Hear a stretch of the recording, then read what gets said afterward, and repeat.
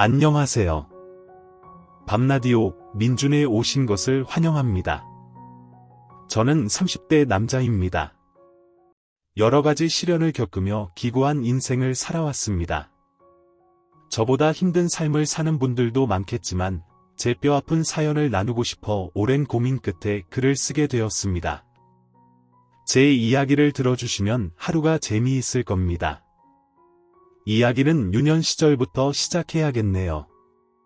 암울했던 시절이라 떠올리기 싫지만 저희 인생의 한 부분이기에 어릴 적 이야기를 적어보겠습니다. 저를 낳아주신 엄마는 제가 4살 때 돌아가셨습니다. 그리고 바로 새 엄마가 집에 오셨는데 엄마가 한순간에 바뀌어 매일 울었습니다. 어린 저는 엄마가 하늘나라로 간 걸 모르고 갑자기 바뀐 엄마를 보고 하루 종일 울었죠. 새 엄마는 그런 저를 많이 혼내셨습니다. 글로 적기에는 충격적이라 어떻게 혼났는지는 말하기 어렵습니다. 많이 충격적이니까요. 뛰어넘겠습니다. 그렇게 혼나고 울고 있는 저를 본 아버지는 네 집게가 짖나 하는 무관심으로 바라봤습니다. 성장하는 동안 새 엄마는 늘 공포의 대상이었습니다. 고등학교에 들어가서도 엄마의 찢어지는 목소리가 들리면 팬티에 오줌을 지릴 정도로 겁을 먹었습니다. 김기봉, 너 내가 이런 거 가지고 오지 말랬지. 학교에서 등록금 내라고 하면 가정 형편 어렵다고 말하랬잖아. 엄마, 그게 담임 선생님이 분기마다 한 명의 학생에게만 등록금을 지원해 준대요.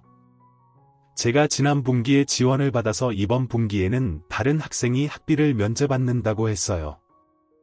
그럼 내가 직접 벌어서 난 죽었다 깨어나도 너한테 줄 돈은 없어. 네, 알겠어요. 다시 주유소 알바를 구했으니까 금방 돈을 벌 수 있을 거예요. 그런데 엄마, 먼저 등록금을 주시면 안 될까요? 다음 월급날에 갚아드릴게요. 그럼 빌려줄게. 대신 월급 받으면 봉투 그대로 가져와. 단 한 푼도 쓰지 말고 알아들었으면 집안 청소나 해. 신발장에 내 구두 꺼내서 깨끗하게 닦아. 저에겐 엄마가 귀신보다 무서운 존재여서 감히 대들거나 반항하지 못했습니다. 지금 와서 생각해보면 왜 그렇게 순하고 여렸는지 모르겠습니다. 어쨌든 저희 청소년기는 새 엄마의 명령과 복종이 전부였습니다. 그래서 고등학교 내내 주유소, 패스트푸드점, 우유 배달 등 알바를 하며 등록금을 감내했고 나머지 돈은 모두 엄마에게 주었습니다. 그렇게 20살이 되자 저는 새 엄마로부터 도망가려고 군대에 바로 지원했습니다. 군대를 다녀오고 홀로 서기를 하면 두려운 상대를 피할 수 있으리라 판단했죠. 제가 군대 가는 걸 알리지 않고 도망치듯 갔기 때문에 부모님은 제가 어디로 입대하는지 몰라서 2년 동안 만나지 않았습니다. 그렇게 5주의 훈련을 받고 자대 배치를 받게 되었는데 최전방 지피로 가게 되었습니다. 저는 안 된다고 말하고 싶었지만 행동으로는 발산하지 못했습니다. 저에게 공포의 대상이라 그런 말과 행동을 감히 하지 못했답니다. 실탄을 장전하고 근무를 서는 아주 위험한 곳이었죠. 북한 부대가 철망 너머로 바로 보이는 최전방이라 24시간 내내 긴장을 늦출 수 없었습니다. 근무는 힘들었지만 훈련을 따로 하지 않고 내모 생활도 편했습니다. 특히 무섭게 갈구고 괴롭히는 사람이 하나도 없었답니다. 처음 입대할 때 새 엄마 같은 사람을 만나게 되면 어쩌나 했는데 모든 상관들이 착하고 좋은 사람들이라 새 엄마와 살 때보다 100배는 행복한 군 생활을 보냈어요. 1년이 지나고 짝대기 3개인 상병을 달았고 초소 근무를 후임병과 나가게 되어 제 어깨가 무거워졌습니다. 그러던 어느 평일에 새벽 근무를 나가게 되었어요. 저희 지피는 근무 시간이 꽤 길기 때문에 새벽 3에서 4시에 나가면 오전 내내 풀로 근무를 서야 했습니다. 어쨌든 1년 동안 아무 사건과 사고 없이 무탈하게 경계 근무를 섰는데 그날은 뭔가 느낌이 달랐습니다. 매일 걷던 길인데도 익숙하지 않은 기분이었죠. 저와 후임병 1명과 당직 부사관 1명이 같이 경계 근무를 나갔습니다. 저희는 평소대로 철망 부근을 걸으며 뜯겨진 부분이 없는지 확인 작업을 하고 있었는데 당직 부사관이 뭔가를 밟은 소리가 들렸어요. 철컹하는 쇠소리가 정확하게 제 귀에 닿았습니다. 순간 지뢰를 밟았다는 걸 확신하게 되어 당직 부사관에게 소리치며 달려갔습니다. 통신대장님, 움직이지 마세요. 지뢰를 밟으셨어요? 뭐라고? 안 들려. 크게 말해봐. 저는 몸을 날려서 통신대장님의 지뢰에서 발을 떼지 않게 하려고 팔을 뻗어 그의 발을 잡으려고 했습니다. 하지만 통신대장님의 발은 이미 지뢰에서 떨어졌고 큰 폭파음이 귀가 찢어지도록 크게 울렸습니다. 정신을 잃었던 저는 수십 초 만에 눈을 뜨게 되었는데 통신대장님의 다리 하나가 지뢰로 인해 떨어져 나갔더군요. 그리고 통신대장의 발을 못 움직이게 잡으려고 했던 제 왼팔도 제 몸에 더는 붙어 있지 않았습니다. 정신 차리세요, 통신대장님. 내 다리가 날아갔어. 지금 통신대장님은 쇼크 상태입니다. 진정하시고 무전하세요. 북한군이 몰래 지뢰를 설치했다고 무전하라고요. 내 다리. 아직 장가도 못 갔는데. 달리 병신이 되다니. 통신대장은 정신을 못 차리고 자기 다리만 찾고 있었습니다. 그리고 제 후임병은 제 뒤에 있었는데 저와 통신대장의 팔다리가 떨어져 나간 걸 보고 실신한 상태였습니다. 그래서 이 사고를 본부에 알리기 위해 바닥을 기어 초소 무전기 앞으로 가서 송수화기를 누르고 전했습니다. 여기는 독수리, 본부 응답하라. 오바. 여기는 본부. 보고할 내용 있으면 전하라. 오바. 북한군이 초소 앞 철망 근처에 지뢰를 심었습니다. 통신대장의 다리가 절단되었고 보고자인 저 김기봉 상병의 왼팔이 잘려나갔습니다. 오마이갓, 뭐? 지뢰를 밟았다고? 기봉아, 조금만 참고 기다려라. 무전을 마치고 뒤를 돌아봤더니 후임병이 정신을 차리고 통신대장의 다리를 지혈하고 있었습니다. 그 모습을 보고 저도 똑같이 군복을 이빨로 뜯어 지혈하기 시작했습니다. 그런데 피를 많이 흘려서 그런지 바로 정신을 잃고 말았습니다. 그리고 아주 오랜 시간을 자고 일어났더니 국군 병원이었습니다. 고개를 조금도 움직일 수 없을 만큼 고통스럽고 힘들었는데 한편으로는 제 팔이 어떻게 되었는지 보지 않게 되어 다행이라는 생각을 했어요. 의사가 제 팔을 다시 붙였는지 아니면 아무것도 못했는지 당장 확인할 용기가 없어 고개를 옆으로 돌리지 않고 천장만 보고 눈을 감았다 떴다를 반복했습니다. 며칠 동안 고개를 왼팔 쪽으로 돌리지 않았는데 간호장교가 이제 식사를 해야 한다며 접이식상을 펴더군요. 그리고 도움을 받아 몸을 일으켰는데 저희 왼팔은 예상대로 보이지 않았습니다. 나중에 군의관에게 듣기를 저희 왼팔은 산산조각이 나서 수술 자체가 불가능했다고 하더군요. 저는 충격을 받았지만 목숨을 구한 것만으로도 행운이라는 긍정적인 생각을 했습니다. 몇 달간 입원 치료를 받다가 곧 부대에 복귀했더니 철망지뢰 사건 이후 부대의 지뢰 제거팀이 파견 나와 매일 샅샅이 검사하고 있었습니다. 이젠 이런 사건이 절대 일어나지 않길 바랐습니다. 여하튼 저는 한 팔을 잃었기 때문에 의가사 제대 명령을 받게 되었습니다. 부대원들과 인사를 나누고 사회로 돌아가게 되었습니다.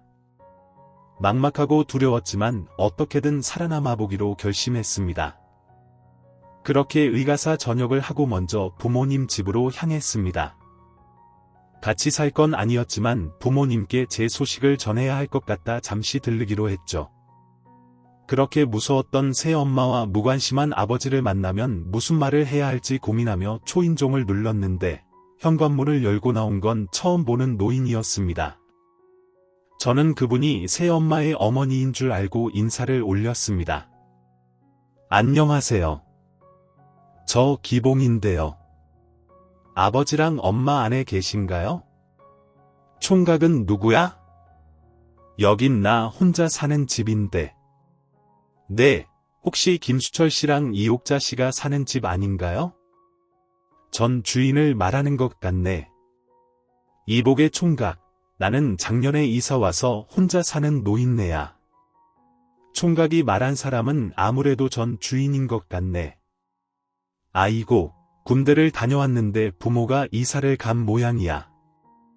그런데 팔은 어쩌다 그렇게 됐수? 아, 새로 이사 온 분이었군요. 실례했습니다. 할머니, 그럼 안녕히 계세요. 부모님이 이사를 했다고 하시니 등본을 떼어보면 새로운 주소가 나올 거였습니다. 하지만 저는 그렇게까지 해서 부모님을 찾고 싶지 않았어요. 그냥 이대로 각자의 삶을 사는 게 낫겠다고 판단했죠. 그래서 그때부터 홀로서기를 하려고 군대에서 모은 돈을 가지고 옷 한 벌을 샀습니다. 팔이 하나 없어서 사복을 입은 제 모습이 무척이나 어색했지만 부끄러운 생각은 들지 않았습니다. 다른 사람들도 저를 보면 무슨 사정이 있을 거라 여기며 나쁜 시선으로 보지 않을 것 같았어요. 하지만 처음 일자리를 구하려고 찾아간 인력사무소에서 저를 보자마자 나가라는 손짓을 하더군요. 아씨, 재수없게 팔병신이 찾아오고 지랄이야. 야, 너 같은 놈이 일할 곳은 없으니까 나가. 그 몸으로 뭘 하겠다고 여길 찾아온 거냐? 소장님, 저 아무 일이나 다 할 수 있습니다. 무슨 일이든 시켜만 주세요. 제 팔은 군대에서 지뢰 사고로 잃게 되었습니다. 제 목숨이 질기인 걸 아시겠죠? 전 무슨 일이든 맡기만 하면 끝까지 책임을 지고 최선을 다할 겁니다. 지뢰건 지뢰 할아버지건 너 같은 병신은 필요 없다고. 괜히 너 같은 놈 일 보내면 나만 욕먹는다고 당장 꺼져. 단순히 일을 줄 수 있는 게 아니라 병신이라고 쌍욕을 하고 소금까지 뿌리니 더는 머물 수 없어 밖으로 나와버렸습니다. 그리고 몇 군데 더 인력사무소를 찾아갔는데 역시나 부정적인 시선으로 저를 거부하더라고요. 저를 받아주는 단 한 사람이 나타나길 바랐지만 며칠 동안 일자리를 얻으려고 돌아다녀도 받아주는 이가 하나도 없었습니다. 아직 20대 초반인데 벌써부터 이러니 제 앞날이 암담하게 느껴졌습니다. 그래도 먹고 살 돈이 당장 없어서 계속해서 일자리를 얻으려고 시도해봤습니다. 인터넷에 올라온 알바 공고를 보고 일일이 전화하고 면접을 갔죠. 하지만 저의 팔을 본 사람들은 하나같이 거부했습니다. 어찌 보면 그게 당연한 일일 수도 있습니다. 저를 면접 본 사장님들은 사업체에 손해를 끼치는 사람을 채용하는 게 당치 않은 일이었으니까요. 게다가 저는 팔이 하나 없는 것뿐만 아니라 고졸 학력밖에 되지 않으니 부족한 게 이만저만이 아니었습니다. 그래서 제가 차별당한다고 생각하지 않았고 어디든 받아주는 곳이 있으면 당장이라도 감사하게 일할 마음이었습니다. 그렇게 매일 인력사무소와 인터넷에 올라온 일자리를 찾아다녔는데 한 군데에서 저를 받아주겠다고 했습니다. 역시나 사람의 살 길은 어디에나 있는 것 같았습니다.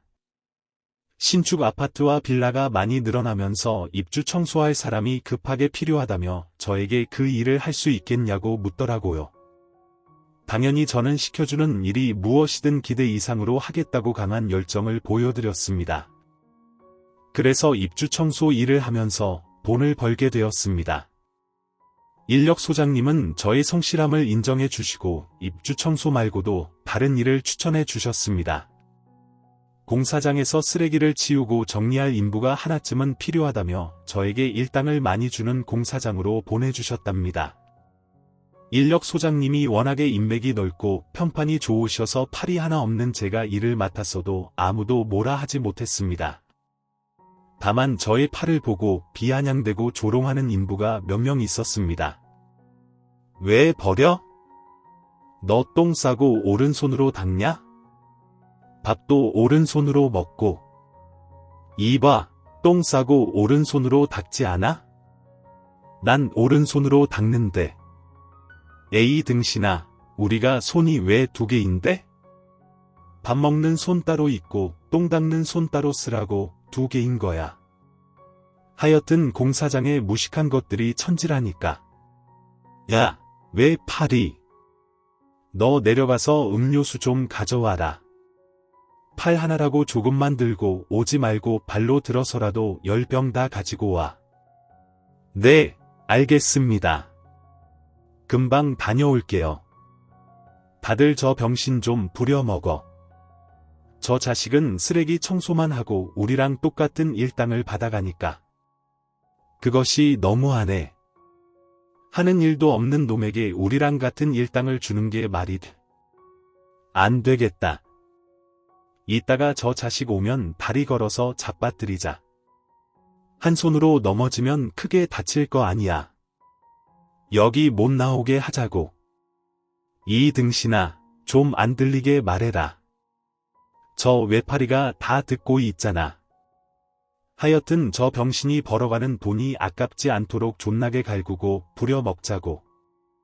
저는 이런 일이 자주 있었기 때문에 한 귀로 흘려버렸습니다. 가슴에 담아두고 상처받지 않았답니다. 그러던 어느 날 작은 사고와 함께 희망이 찾아왔습니다. 공사장에 밥을 배달해주는 이모님이 머리에 국밥 몇 그릇을 얹고 걸어오셨는데 저는 늘 그래왔듯이 한달음에 달려가 이모님의 머리에 얹은 쟁반을 제 머리에 건네받았습니다. 우리 총각이 또 나왔네. 매번 고마워. 아닙니다, 이모님. 내일 배달해 주시느라 고생이 많으세요. 오늘도 감사히 먹겠습니다. 우리 집 순댓국밥은 입에 맞아요? 그럼요. 대한민국 최고의 국밥이에요. 저는 삼시세끼 이모님 국밥을 먹어도 좋을 것 같아요. 총각이 말도 참 이쁘게 하네. 그럼 어여가서 밥 먹게나. 네, 감사합니다. 이따가 그릇은 제가 가져다 드릴게요. 그렇게 감사 인사를 전하고 돌아서서 쟁반을 머리에 얹고 공사장 안으로 들어가는데 저를 싫어하는 인부가 몰래 다리를 걸었습니다. 저는 그대로 앞으로 넘어지며 순댓국을 모두 엎어버렸고 얼굴도 바닥에 부딪히는 바람에 심하게 다쳤습니다. 인부는 껄껄 웃으며 조롱했습니다. 아, 왜 빨리? 도대체 제대로 하는 게 뭐야? 이깟밥도 못 나르면서 일당 챙겨받는 게 양심에 찔리지 않냐? 빙신 새끼야.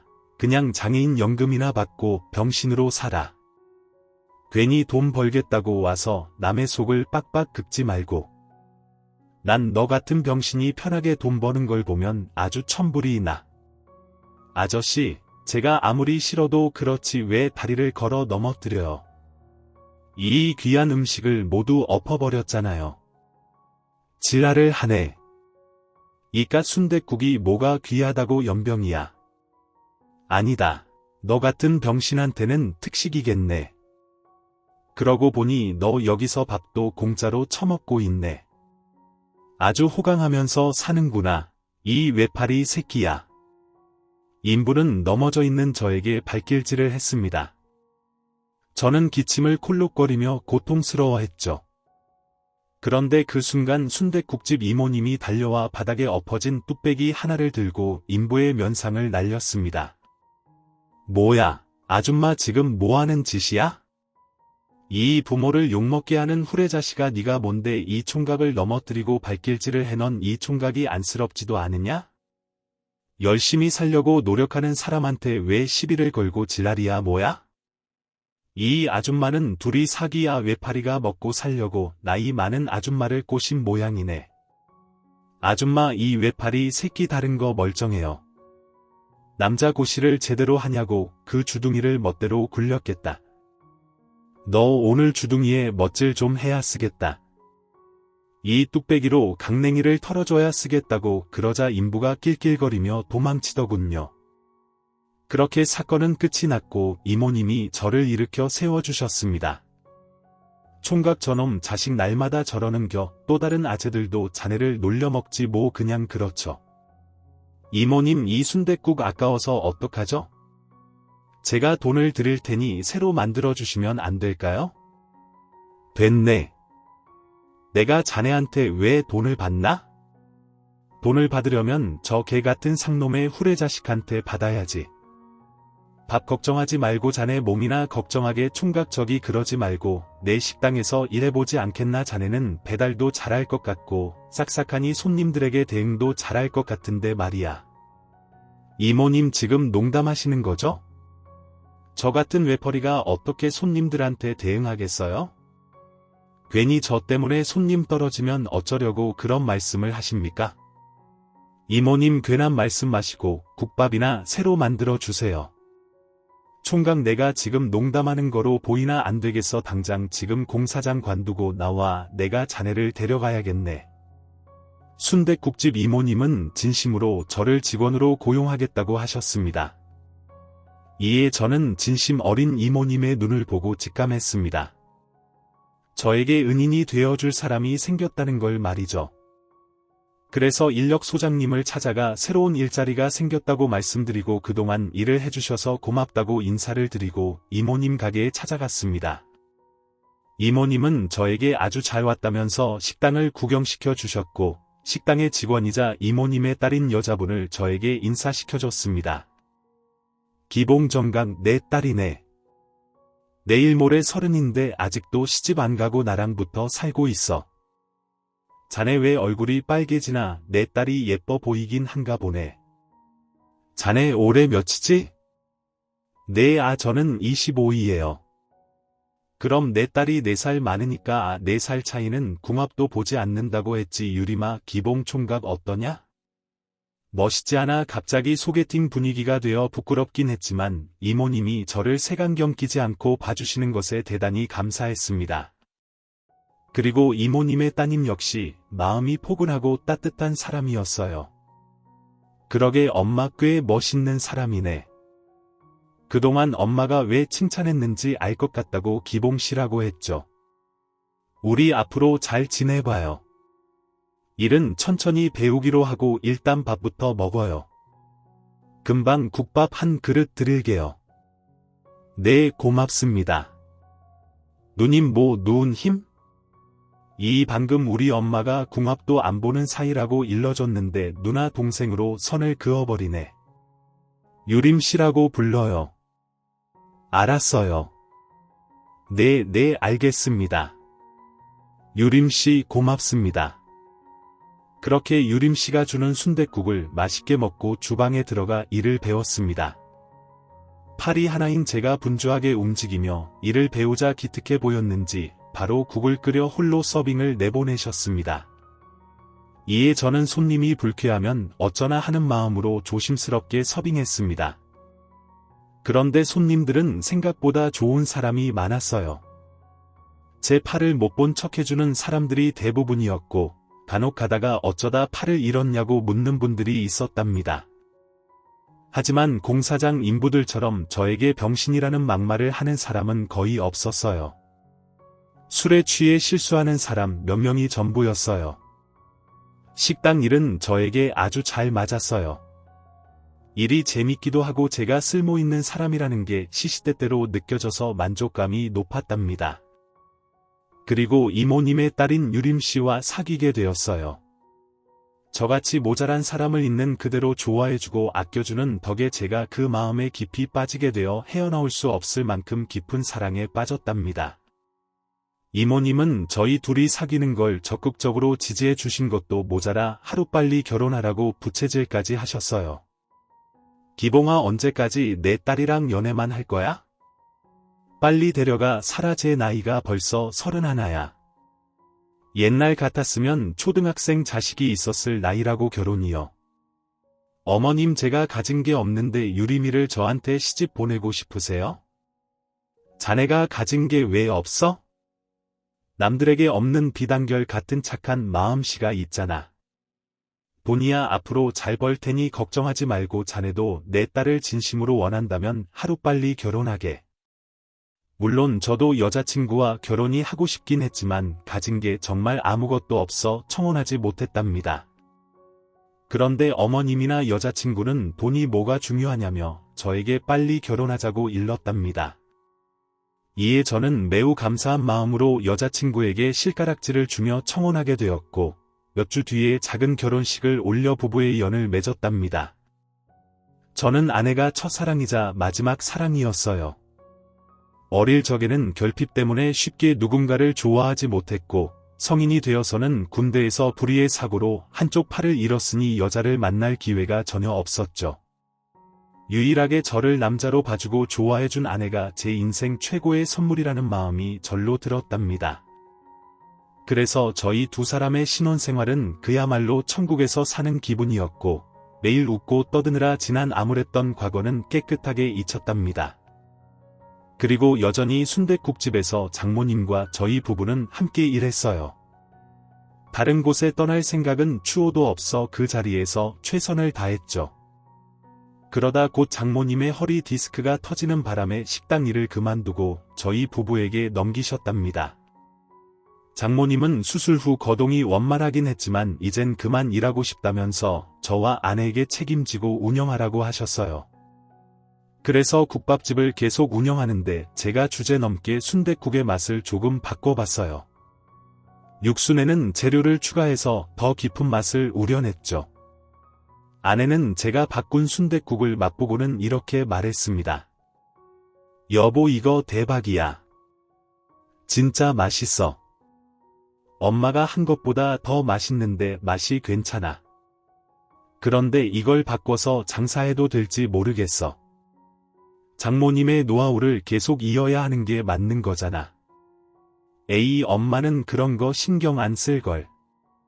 더 맛있는 국밥을 팔겠다는데 엄마가 뭐라고 하겠어? 그래도 장모님한테 허락을 받아야지. 그리고 단골 손님들은 바뀐 맛이 적용되지 않아서 발길을 끊을지도 모르잖아. 바로 결정하지 말고 장모님이랑 단골분들한테 맛을 보여드리고 허락을 받자고. 내 남편 대단하네. 음식도 잘하고 경영 방법도 스스로 터득하고 말이야. 좋아. 일단 엄마 불러서 맛을 보여드리자. 그런데 분명 좋아하시고 허락해 주실 거야. 아내의 말대로 장모님은 제가 조금 바꾼 순댓국의 맛을 보시더니 매우 만족하는 얼굴로 말씀하셨습니다. 어머나 기봉아, 너 도대체 못하는 게 뭐니? 내가 한 것보다 맛있게 잘 끓였네. 이건 무조건 대박이다. 이대로 팔 거라 정말요? 장모님 감사합니다. 열심히 해서 장모님 호강시켜드리겠습니다. 그럼 당연하지. 내가 괜히 자네랑 딸애한테 가게를 넘겨준 게 아니야. 효도하라고 준 거니까 이 늙은이를 호강시켜주라고. 장로님은 농담 섞인 말투로 응원의 말씀을 전해주셨습니다. 그래서 단골 손님들에게도 바뀐 순댓국의 맛을 보여드렸더니 하나같이 마음에 들어하셨어요. 아무도 기존의 맛대로 팔라고 말씀하시지 않았답니다. 그리하여 저희는 바뀐 순댓국을 열심히 팔았습니다. 1년 사이에 단골 손님은 몇 배나 늘어났고 멀리서도 찾아주셔서 매출이 어마어마하게 껑충 뛰었답니다. 덕분에 아내와 저는 많은 손님들을 받으려고 늦은 밤까지 일했고 어디 놀러가지도 못했어요. 그래도 가게가 잘 되니 아주 행복했어요. 장모님은 일주일에 한두 번 찾아오셔서 일을 도와주곤 하셨죠. 그렇게 5년의 세월이 흐르자 저희 인생은 이전의 삶과 완전히 달라져 있었습니다. 순댓국집의 매출이 한 달에 1억이 넘었어요. 시장터에서 이렇게 많이 파는 식당은 저희 순댓국집이 유일했죠. 입소문은 널리 퍼져나갔고 매출은 하루가 다르게 수직 상승했습니다. 그러다 보니 저희 순댓국집에 분점을 내고 싶다며 찾아오는 장사꾼도 여럿 있었답니다.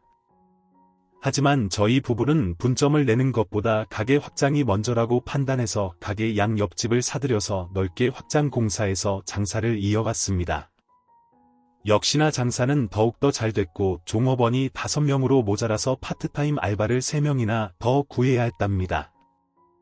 그러던 어느 날 방송국 작가가 저희 가게를 취재하고 싶다는 연락을 해줬습니다. 서민으로 성실하게 장사해서 부자가 된 사람들을 방송하는 프로그램이었죠. 저와 아내는 방송의 힘을 받으면 더 잘 될 것 같기도 했고 장모님께 제대로 된 효도를 하고 싶어서 방송 출연을 하기로 결정했습니다. 며칠 뒤 방송국 PD와 작가, 카메라맨 여럿이 와서 저희 일상을 촬영했어요. 팔이 하나뿐인 장사꾼이라는 타이틀로 촬영했어요.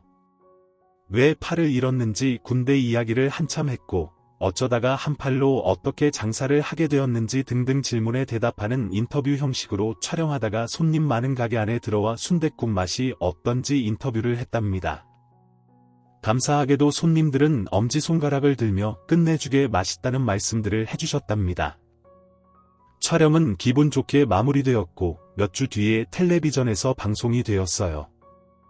저희 부부는 장로님과 셋이서 같이 프로그램을 시청하며 깔깔 웃기도 하고 제 팔을 잃은 이야기에서는 눈시울을 붉히기도 했습니다.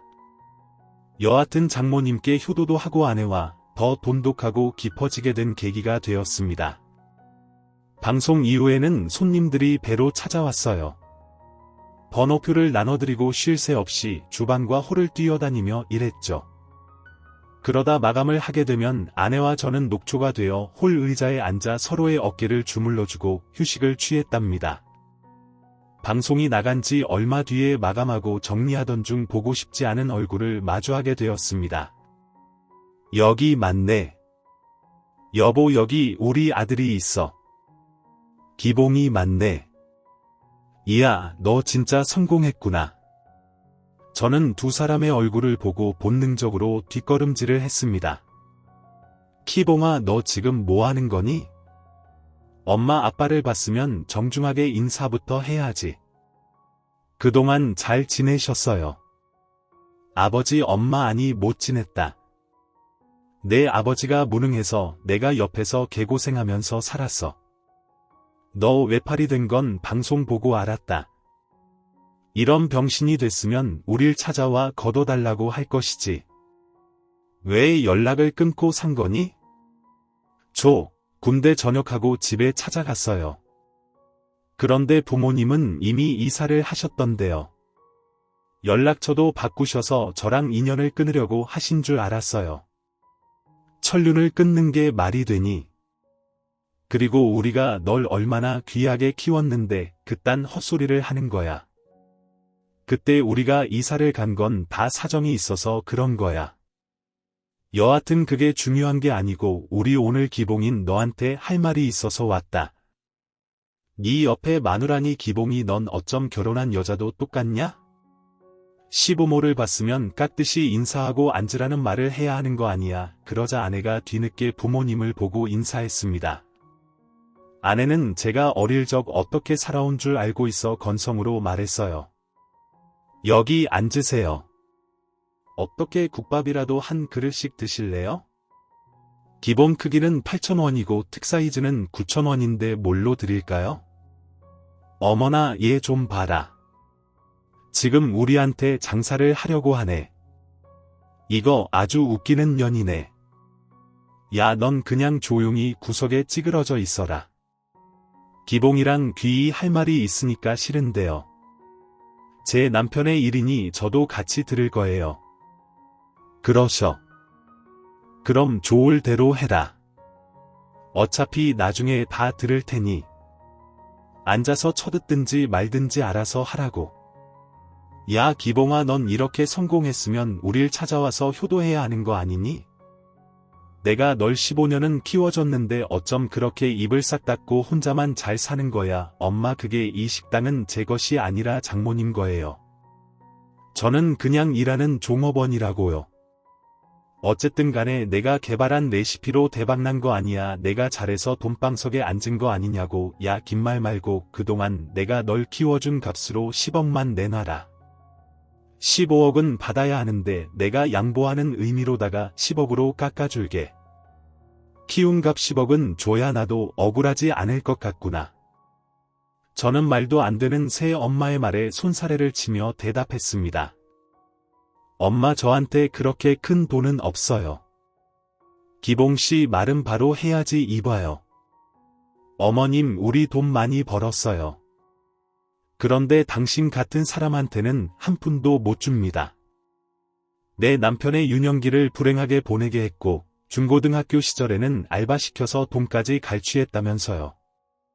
그렇게 매질을 해대서 이 사람이 어머님을 보니까 겁을 먹고 있잖아요. 제가 제대로 된 대답을 못하자 아내가 뚝 부러지게 일러주었습니다. 그러자 새엄마는 의자를 밀고 일어서서 아내의 뺨을 갈기려고 했답니다. 그 순간 재빨리 제가 손을 뻗어서 새엄마의 손을 잡았어요. 주 김기봉이 많이 컸네. 이 엄마가 그새 만만해진 거냐?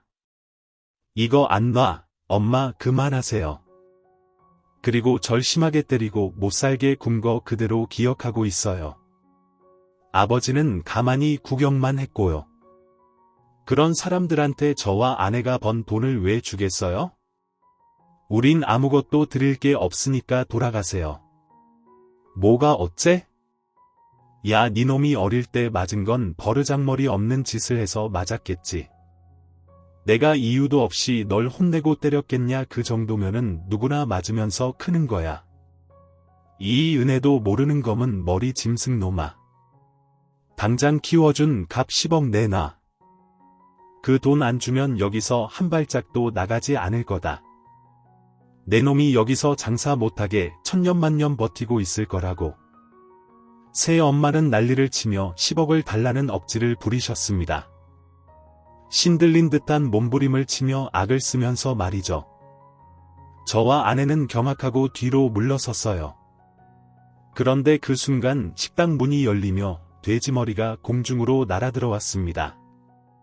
돼지머리는 정확히 새엄마의 얼굴을 맞췄습니다. 이 징그러운 거 뭐야? 누가 감히 이옥자한테 이런 흉물스러운 걸 던진 거야? 나와.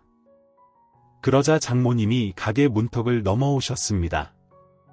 네 년과 네 놈이냐. 내 사위를 못살게 굴던 개자식들이. 이 언니이자 누나가 너희들 교육을 좀 시켜줘야겠구나. 뭐가 어째? 이게 어디서 돼지 머리를 날려 너 혼나고 싶어. 이 언니가 그동안 니들을 기다렸다. 언젠가 찾아올 거라고 예상하고 있었지. 그리고 지금처럼 돈 뜯으러 올 줄 알았다. 난 너희들을 오늘 능지처참해 줄 거야. 바닥에 납작 엎드려 밥을 헐어먹게 만들어주마. 이 사악한 개자식들아. 장로님은 돼지머리를 잡아들더니 새엄마와 아버지를 향해 휘둘렀습니다. 방긋 웃고 있는 돼지머리는 부모님의 면상을 사정없이 박아댔답니다. 돼지 얼굴이 일그러지도록 엄청나게 두들겨 패줬죠. 한참을 두들겨 맞은 부모님은 바닥에 널브러져 숨을 쌩쌩 내쉬며 그만하라고 손짓했답니다. 이봐요. 사돈 그만하세요. 우린 그저 돈만 받고 나갈 겁니다. 내가 아들놈을 15년이나 키웠는데 그 값은 받아야 하는 게 마땅하지 않겠어요. 아직 덜 맞았구나. 15년 동안 괴롭게 삶을 산 내 사위에게 싹싹 빌어도 모자랄 판에 돈을 달라고. 그래서 얼마나 받아가려고. 10억이요. 그 정도는 받아야죠. 그래야 나도 억울하지 않을 거 아닙니까? 10억. 그럼 내가 10억 원어치 때려줄게. 돼지 머리가 으깨져서 죽이 될 때까지 맞아봐라. 진짜 미친년이네. 그만 때려.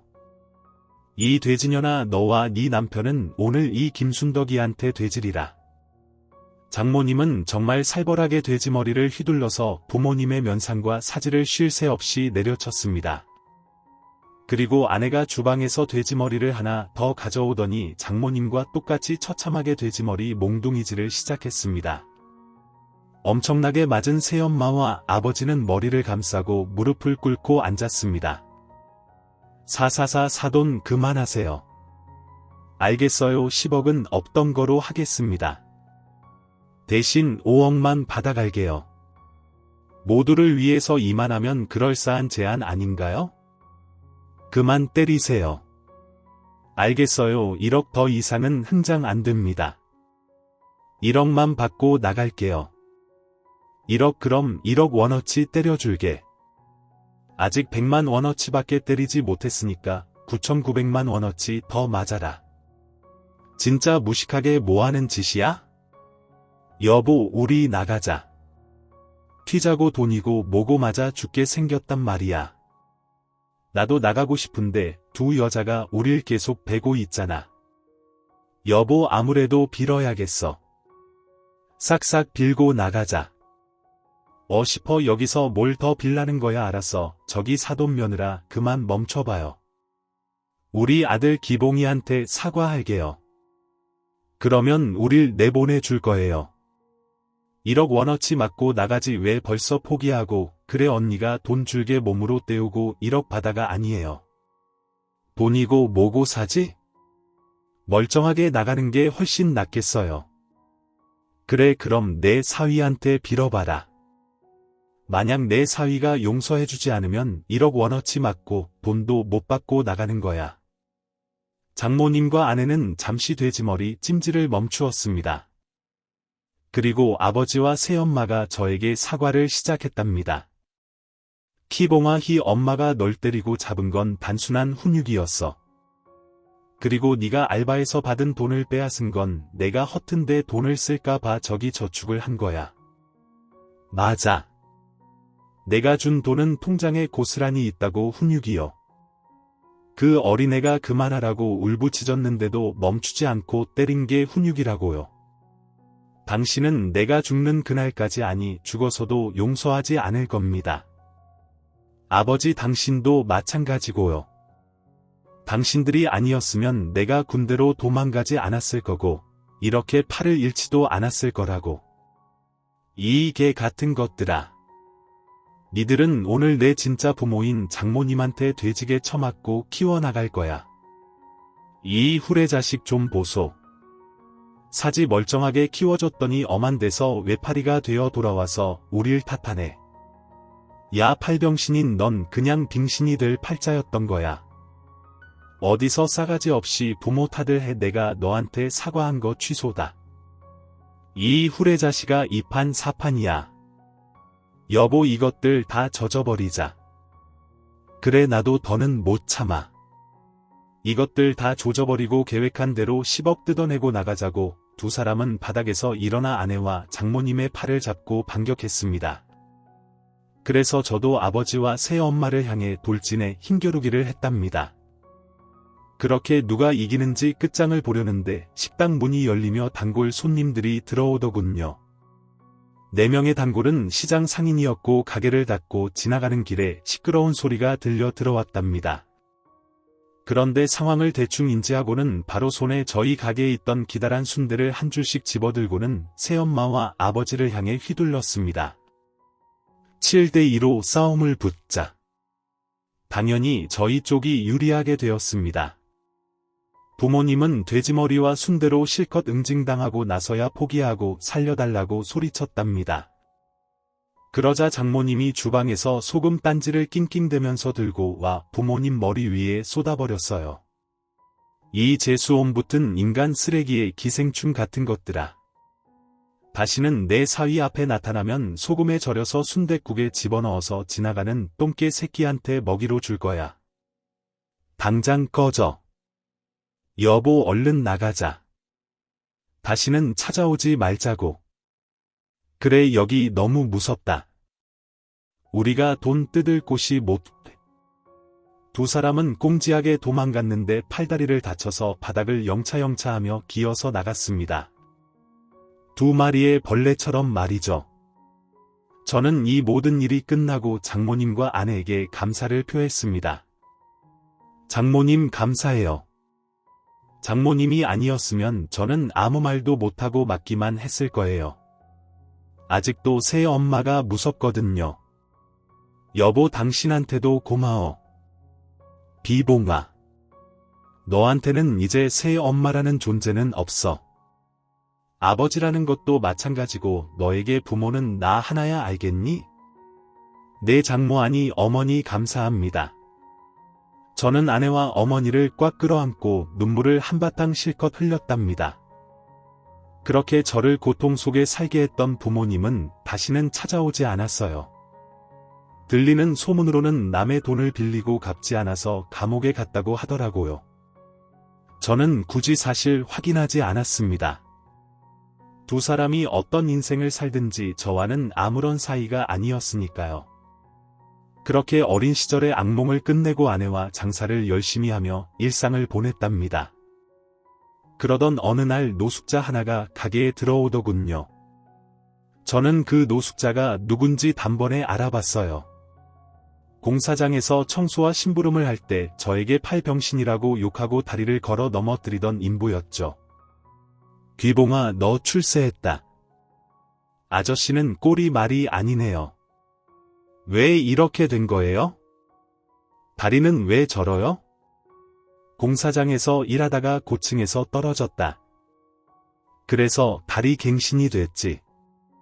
보험금으로 나온 돈은 죄다 도박으로 까먹고 집도 절도 없이 길바닥에 인생을 살고 있다. 그러셨어요. 배고파서 들어온 거죠. 순댓국 한 그릇 드릴까요? 돈은 받지 않을게요. 희봉아, 예전에는 미안했다. 내가 너를 그렇게 괴롭혀서 이런 꼴이 된 것 같아 됐어요. 저는 그냥 불쌍한 노숙자한테 국밥을 주는 거지. 당신을 용서하거나 이해해 주는 건 아닙니다. 밥 먹고 조용히 나가세요. 그리고 배가 고프면 언제든 찾아오세요. 그러자 인불은 엉엉 울면서 저에게 잘못했다고 사과하더군요. 자신이 과거에 왜 그렇게 모질게 굴었는지 자기도 모르겠다며 용서를 구걸했습니다. 하지만 저는 사과 따위는 받아주지 않았어요. 제가 장사하고 성공하면서 느낀 게 있는데 뭔지 아세요? 아저씨 같은 부류는 평생 약자한테만 이겨먹고 가지고 놀려고 한다는 거예요. 제가 지금 아저씨보다 강해졌으니까 빌빌 기는 거죠. 만약 내가 여전히 공사장에서 심부름하고 있었으면 이렇게 무릎을 꿇겠냐고요. 그러니까 사과는 집어치우고 밥이나 처먹고 꺼져. 이 개자식아, 그리고 반말하지 마. 나 이 가게 사장이야. 네, 알겠습니다. 사장님, 밥만 먹고 조용히 나갈게요. 앞으로 자주 좀 얻어먹게 해주세요. 그래, 많이 먹고 가라. 이도 숫자 놈아. 저는 그를 무시하며 과거에 받았던 걸 그대로 되갚아줬습니다. 이후에도 계속 밥을 얻어먹으러 올 때마다 자존심을 세게 밟아주었네요. 여기까지가 제가 얼마 전까지 있었던 일이네요. 아, 참 좋은 소식도 있어야 진정한 사연의 끝이 아니겠습니까? 제 아내가 쌍둥이를 임신해서 올해 가을에 출산할 예정입니다. 그리고 저희 어머니가 된 장모님과 한 집에서 살기 시작했습니다. 조금 있으면 3대가 한 집에서 행복하게 살 것 같네요. 그럼 행복한 삶을 살 수 있도록 여러분의 따뜻한 댓글을 달아주시길 바랍니다. 모두 감사합니다. 그리고 사랑합니다. 오늘 준비한 사연은 여기까지입니다. 재미있게 들으셨다면 구독과 좋아요, 알림 설정까지 눌러주세요. 그럼 저는 다음 사연으로 찾아뵐게요. 오늘도 건강하고 행복하세요.